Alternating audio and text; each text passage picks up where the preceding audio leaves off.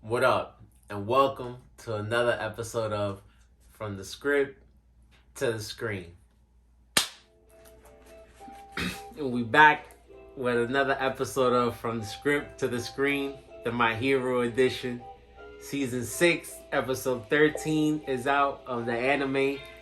So as always, disclaimer before anything, if you haven't watched the episode yet, make sure you watch it before you watch this, because we might discuss some spoilers.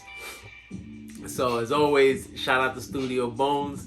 Appreciate them for giving us a great season. I know that at this point they said I think it's taking a break next week for part 2 of the season to come out.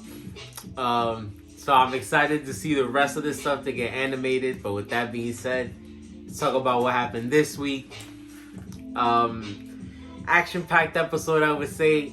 A little bit more revelations. And I would say a conclusion to all the things that have been going down finally. So, in my opinion, there is no winners or losers.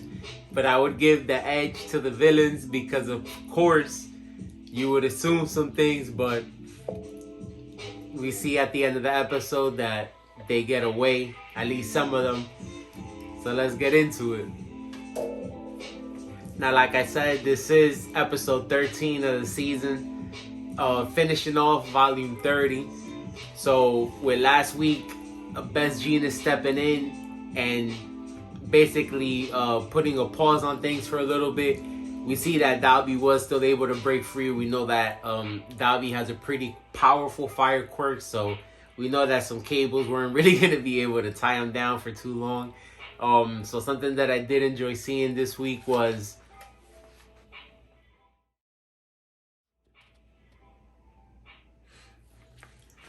we see that both Sons of Endeavor have basically been able to use, I would say, modifications or renditions of his move. So it was pretty cool to see.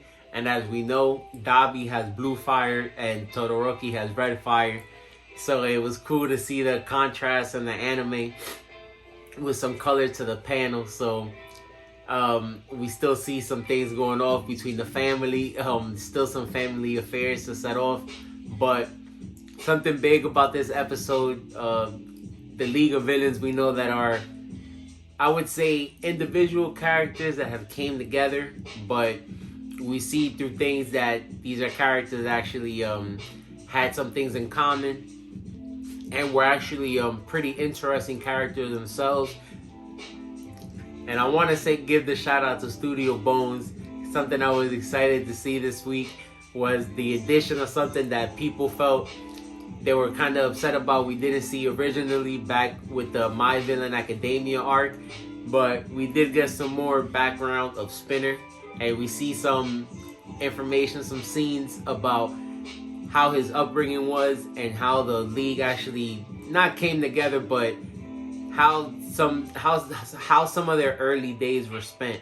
And with that, we do see that Mr. Compress was somebody that came for, I would say, not a royal bloodline, but somebody that was kind of like a Robin Hood back in his day.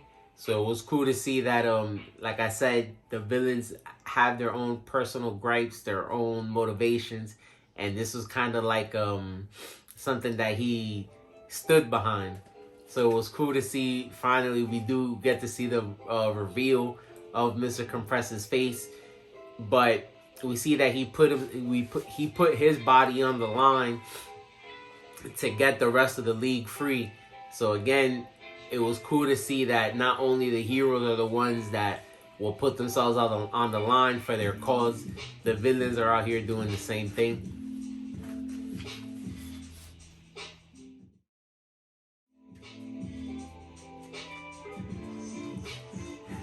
Shout out to the studio. I think they did a good job of showing off that panel and showing off that scene. You know, the emotion that Mr. Compress was going through and just how dire the league situation was. So we see that he did put himself on the line.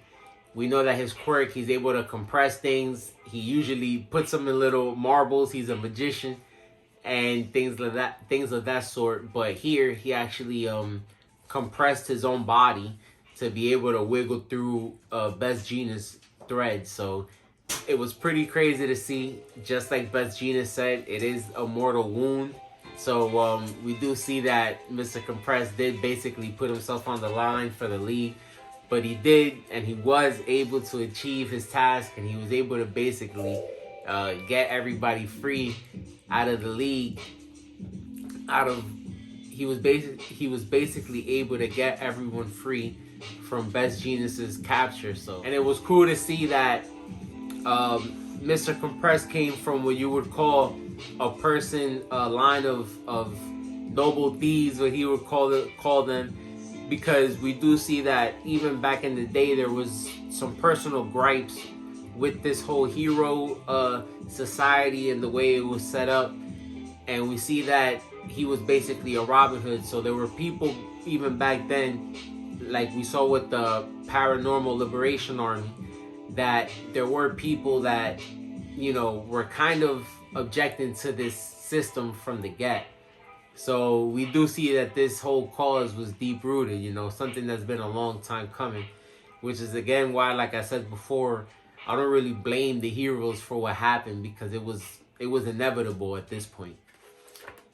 And speaking of the league, something that I enjoyed seeing towards the end of the episode, like I mentioned in the beginning, we know that the league did escape. We know that, you know, even though some people were left behind, some villains were captured, the main culprit, which is Shigaraki / All For One, because we saw All For One reveal himself again.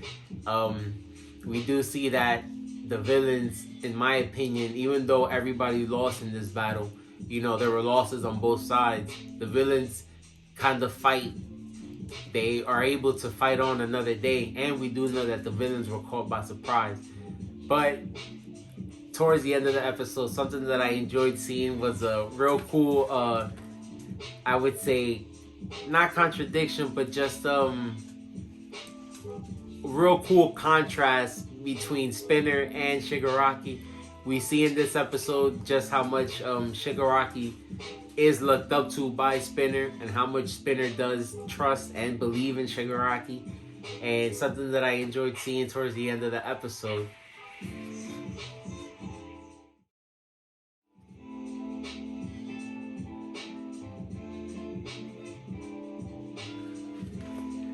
I love seeing, you know, Spinner's hand basically, you know, trying to wake up Shigaraki, but also giving him something that he felt was important to him. And we know that it was something that was able to, you know, bring Shigaraki back into the picture. And again, like Spinner mentioned earlier, Spinner is basically a reptile in a humanoid form. So he's somebody that's been bullied and gone against the grain since the get. So we see here just how much of a reptile, in my opinion, Spinner is. Not just his face, but we see his hands too. So it was cool to see. But like I said, I think they're going on a break next week. The second part of the season will be coming soon. More things to come. I'm excited to see it animated. Appreciate y'all for checking it out. Peace.